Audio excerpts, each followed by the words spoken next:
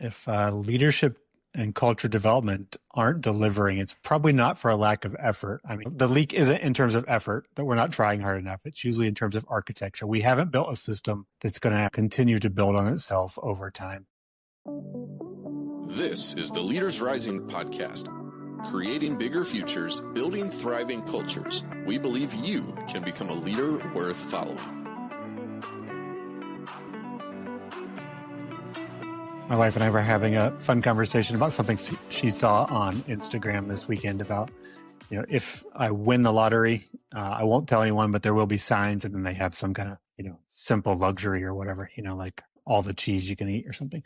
But we were saying, around here, we live in a part of the country where summer is a precious commodity. And we were saying, you may not be able to tell this summer, but there will be signs. And what's the one thing you will always do when you just tell yourself it's summer? And for me, it really involves wearing shorts as often as possible. It's not warm here today, but I refuse to put long pants back on. I think for me, it's wearing sandals or going barefoot. Mm-hmm. I just completely change one kind of shoe all day, every day until summer's over. And when we go to the beach on vacation, the only time I'll put shoes on is when we go out to the grocery store. Around the house, up and down the street, down to the beach. Even if we have to cross a road, I'm still just going to wear sandals. What about you, Mike? What's summer in your world? Yeah, for me, is getting to the beach as often as possible. So I don't live too far from the beach. And my wife will give me a hard time. There's a coffee shop that is 1 block from the beach that I'll go work out of. And she's like, Mike, you can't even see the water. I'm like, no, but I know it's there. Nice. I like it. What about you, Becky? Sign of summer for me, it being a redhead, is my sunscreen goes with me everywhere I go. Just to make sure. It's good. That is true for me this summer for other reasons. That's another podcast episode all on its own, but I've been very mindful of sunscreen and shade more so than ever, which I can't quite say I'm a fan of, but it's okay. Well, Becky, you are the reason we're here today because you introduced us to this article about training and development. What piqued your interest specifically about this article? I liked it because it spoke so clearly to what it is we do and affirms what we do and why we do it. We know these things anecdotally because we're inside organizations, we're hearing them, we're seeing them, we're watching them be lived out or not. And sometimes it's nice to get confirmation from something like a survey where they're surveying across other organizations and industries and getting the same answers that we've come to know ourselves. And so wanted to share that with guys that I work with so that you would have that same sense of affirmation that I did. Well, it's definitely got my wheels spinning, and there's data all throughout. So let's dive right in. I'm curious. We haven't talked about this at all amongst the four of us, but I'm glad all four of us are on to get 4 different takes about what the article entailed. So, Becky, kick us off. What's the one thing that stands out to you most in terms of the data, the narrative, the points that are in this article? There were some very actionable things in here, and it would have been easy to dive in and say, let's incorporate that or let's make sure that's true. But when I got to the end of the article, what it did was really zoom back out and say, what does this whole thing say to me? And it really was about that solid leadership development requires intention and a plan. So intention, we have the desire to develop our leaders well. We understand the importance of it. We put resources and things behind it. And not only do we believe in it, but we're going to take the action step to create a plan to make sure that that happens at all levels of our leadership and how it informs our culture, the whole big picture. Mike, I'm curious, what stood out to you? To back up Becky's point, I found it interesting, probably two levels here. One, only 11% of executives are happy with their leadership development process. And within that, there's a whole chart that mentions the priority skills that executives are leaning into. And it traces it back 6 years. And the 2 things that I found interesting from that chart were that innovation is on the uptick. So leaders wanting to train and develop their employees around innovation, things like AI. So that didn't surprise me at all. But the other thing that was a tick up too, category wise, was around employee engagement. And so the correlation really piqued my interest around innovation that is on the rise, but also a lack of employee engagement that must also be on the rise for executives to want to spend time there. And I think there's we can talk about it later, but I think there's a direct correlation between those two and some of the work that we do at LRN. Jeff, what about you?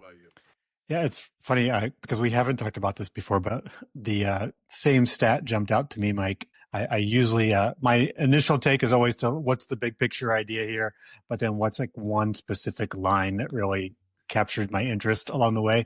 And the first one I highlighted was the 11% number. It says it's a recent McKinsey study says 11% of executives basically don't think their leadership efforts are effective. And that just made me think of like, okay, so like 89% of the stuff that's going on out there isn't working in one way, shape, or form. And jokingly, like even just among our team, I was like, well, then 89% of people need to talk to us because this is the problem we like to solve.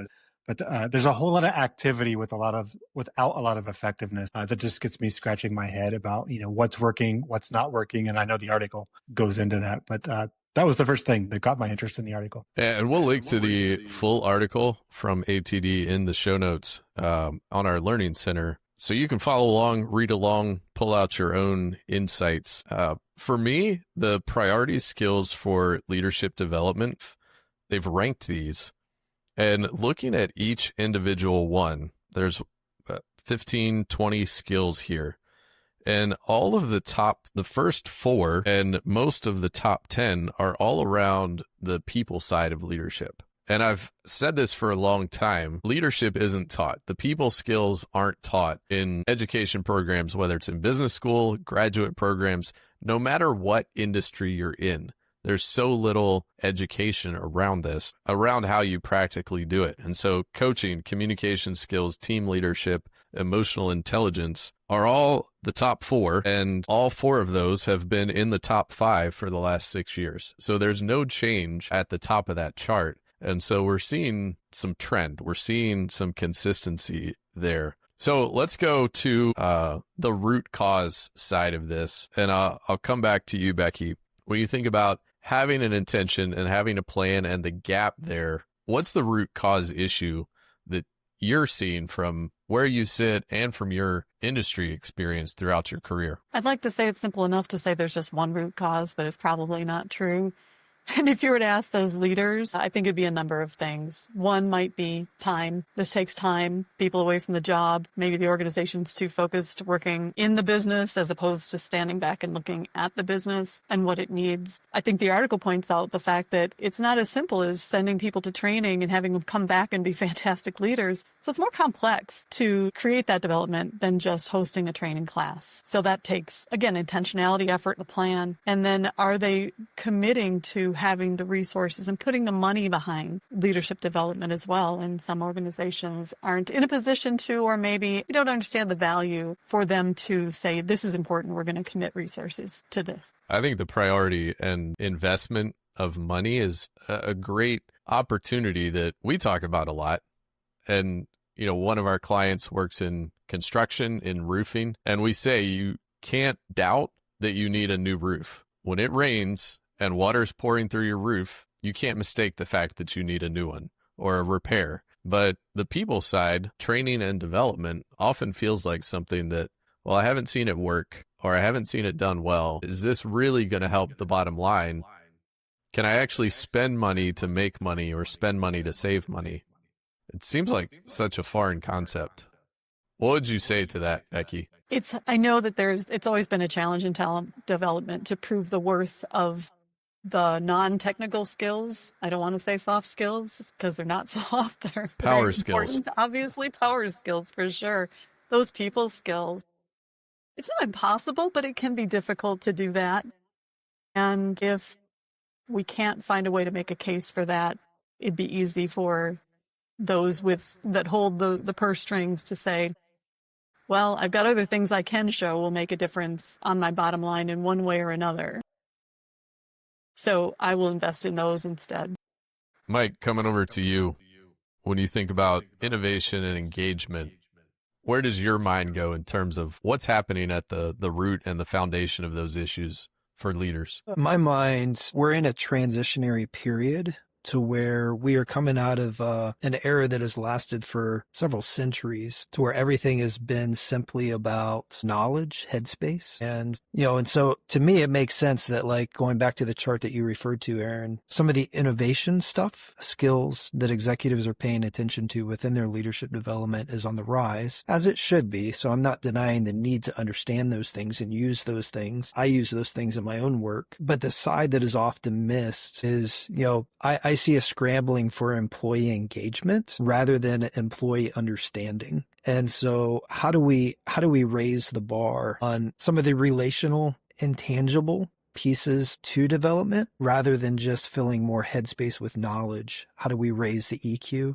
and the PQ in a room? And so much of that then goes back to some of the trust, some of the people development stuff that is so important to build into our leadership development pipelines. Mike, you and I were with a client last week, and we were talking about this gap between the personal side and the professional side. And sometimes in a professional setting, we don't want to talk about personal things, but at the end of the day, every one of us showing up to work are humans. We're people.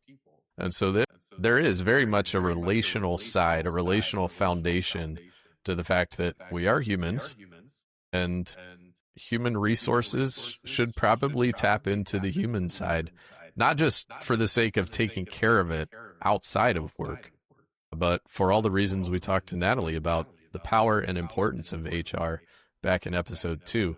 There's a really powerful opportunity for us to lean into the human side. So Jeff, on the human side, only 11% of these efforts are considered successful right now. What does that tell you about the root cause behind this and how we overcome it?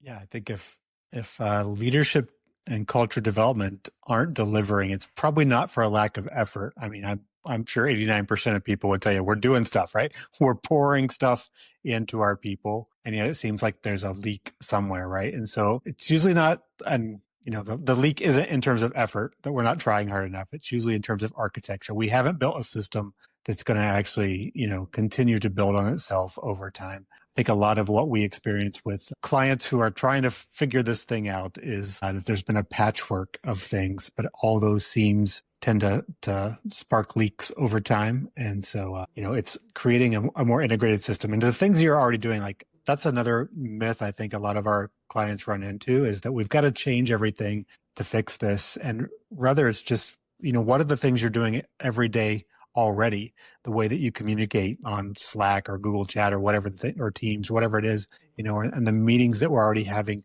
How do we integrate and adapt and, innovate in these spaces where we already show up? So we're not like replacing what we're doing. We're not doing all new different things. We're just adding more intentionality in the places where we already meet, in the meetings that we already have, in the things we're already doing for our clients. I think that's a really powerful point. And there's so much of what we do that is not one size fits all. We're trying to meet people with the resources they already have, the skills that are already on their team. Now, how do we maximize the impact of this by taking that one step further, going a little bit deeper? And I think a lot of times you try to shoehorn a square peg into a round hole with training, a development process, a system that you're trying to put into practice in your business.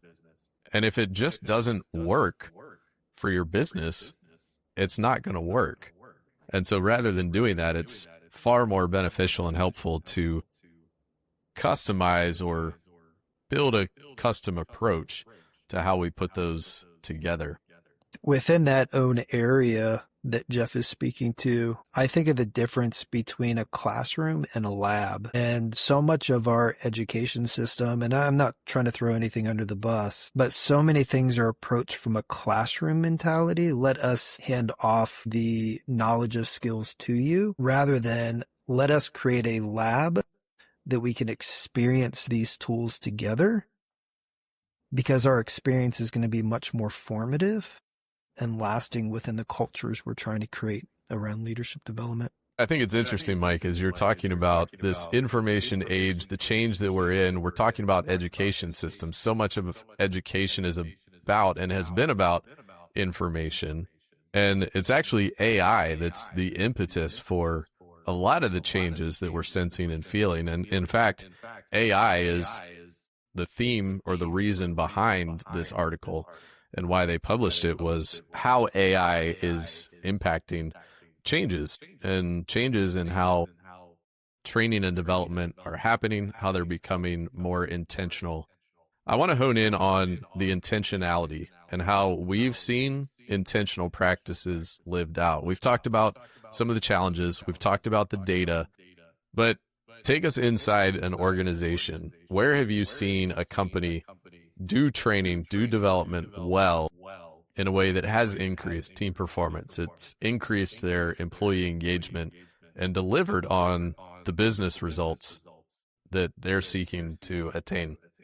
I've got a couple quick thoughts on that. And one is just a quick hit on the AI curve that you mentioned. Is it's real. I mean, every client, every business we talk to is having a conversation, probably more meetings than they want to, that include the words AI. And AI is not a magic trick. It's not going to make everything better for you overnight. But what I have found, it's true for me, it's true for our company, it's true for our clients, is that AI is an amplifier. If things are chaotic and unclear, it's just going to make things more chaotic and unclear. If things are strategic and directed, it's going to help you narrow in on those things. So it's not going to fix problems for you. It's just going to amplify what's already true. My take, that's my hot take for the day, Aaron.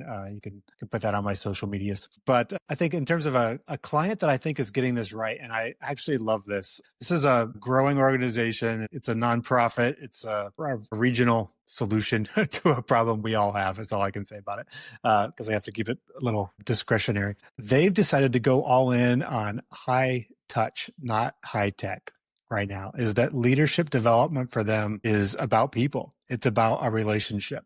It's about who knows you, who do you know, how are you using your influence in our community, on our teams. And that was a challenge to us at first because we use some online platforms and we're pretty good at Zoom delivery when we need to do it. And for them, it was, nope, this is going to be in person. This is going to be person to person. And I just love the willingness to kind of buck the trend, or to, just ask about, hard questions about who they really wanted to be, what they wanted to be about in this moment. There's a whole bunch of their business that includes high tech parts. So it's not that they're just ignoring that technology exists. They're just making a strategic choice that people development is about people. And we're able to come alongside them in some meaningful ways, into meetings that they were already having. And we build culture and leadership development into all those places. It's innovative because it's low tech. That's what I loved about it. That's where I've seen, working with some organizations over the years around change management, the issue is not necessarily the maneuvers of change. It's the trust behind change. And so the more that things go back to, you mentioned it, Aaron, within the skill set mentioned in the article, your top skills are about the people side, developing the trust, open communication. That's where change often breaks down. It's not the maneuvers of change, but it's the people side. And I'm sure all of us have examples of seeing that break down within organizations and companies we've worked with. I think change is happening all around us. It's happening at such a fast rate that we've got to pay attention to things that form the foundation of culture and people. And you're right, Mike. You can't navigate change in a silo. You can't go up into your ivory tower and just make up a plan and lord that over everyone. You have to guide people through it. You have to navigate. If you've walked a journey through change yourself to adopt a plan, a vision, you've got to walk somebody along a similar pathway. And at the foundation of it, that all comes back to our voice, understanding voice perspectives, how inclined we are to change, and down to the minutia of details. I was just on with one of our strategic partners in the last hour, hosting a group, and we were talking about how they could build tactics and build a tactical approach to living out the strategy of their organizations, sub-organizations.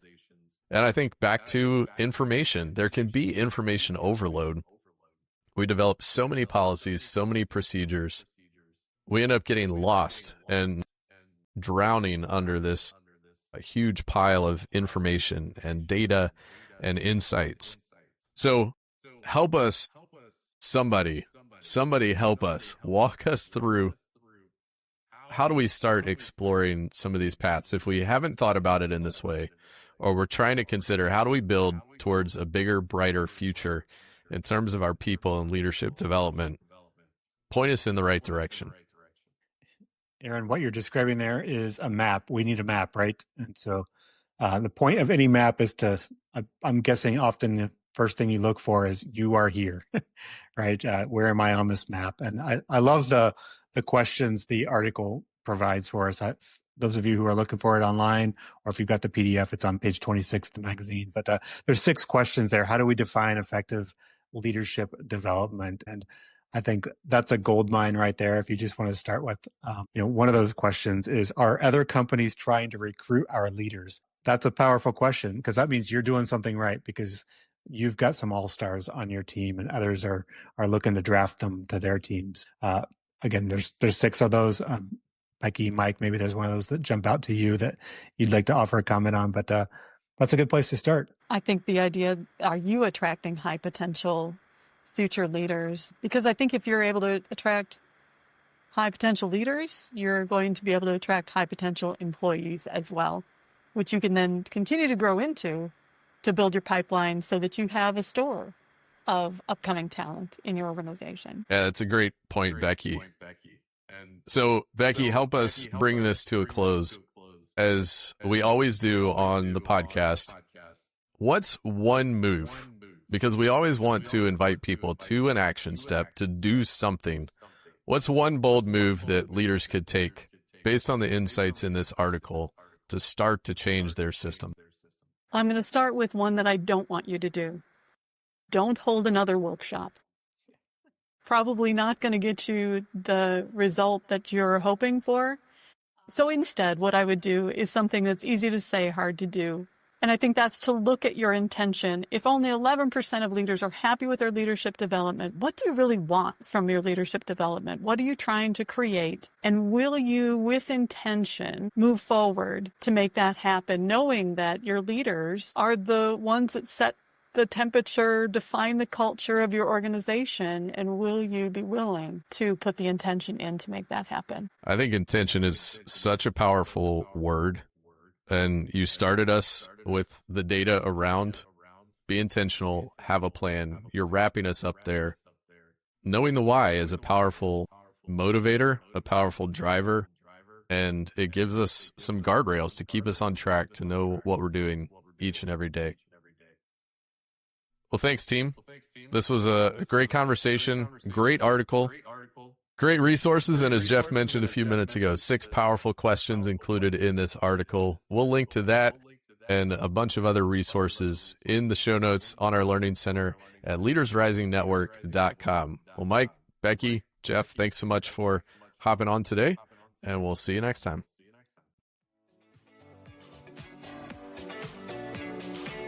Thanks for listening to this episode of the Leaders Rising Network podcast. Connect with us on LinkedIn or visit online at leadersrisingnetwork.com.